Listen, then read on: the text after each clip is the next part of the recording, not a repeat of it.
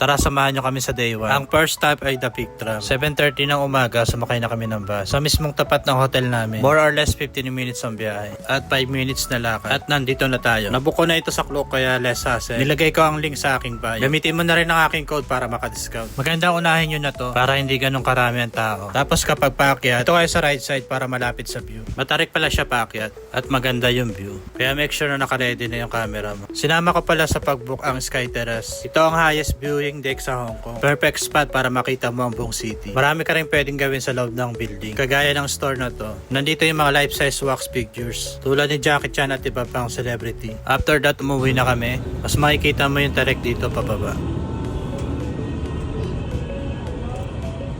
Sunod, punta naman natin ang Monster Building. Guys, puro DIY lang pala kami dito. Kaya make sure na may internet kayo. At syempre, ang Google Maps. Mabibili nyo rin pala ang eSIM sa Klook. Check nyo ulit sa aking bio. Tapos pagkababa nyo, kapag nakita nyo yung East Pavilion along Kings Road, makikita nyo rin ang 7-Eleven. Tapos mula 7-Eleven, check nyo lang dito sa part na to. Sa Mountain o Montane Mansion. Basta pumasok kayo sa part na yan. At nandito na nga tayo sa Monster Building. Sikat yan sa mga movies at photoshoot. Residential area pala to kaya bawal maingay. May isa pang spot yung kulay pula sa kabila naman. Time check 1:30 PM kaya dito na rin kami kumain. After that, sumakay ulit ng bus papunta sa Central. Aakyatin natin yan para makarating sa Tai Kwun. Dati siyang police station pero ngayon arts and cultural hub na. May museum, exhibits at mga cafe. Ma-appreciate mo yan lalo kapag mahilig ka sa art. At sadly, biglang umulan. Buti na lang may dala kaming payong. Kaya umuwi muna kami ng hotel para magpahinga. Tapos alas 8 ng gabi pumunta kami dito sa observation wheel. Sulit to guys, nasa 142 pesos lang. Discounted price yan, mabibili mo pa rin sa Klook. Sa pagkatanda ko, nasa 3 ikot din kami. Perfect ending to pagkatapos ng mahabang araw. Relaxing nga ang view ng city lights habang nasa taas. After that, bumalik na kami sa Causeway Bay para mag-dinner sa Jollibee. Syempre para matikman.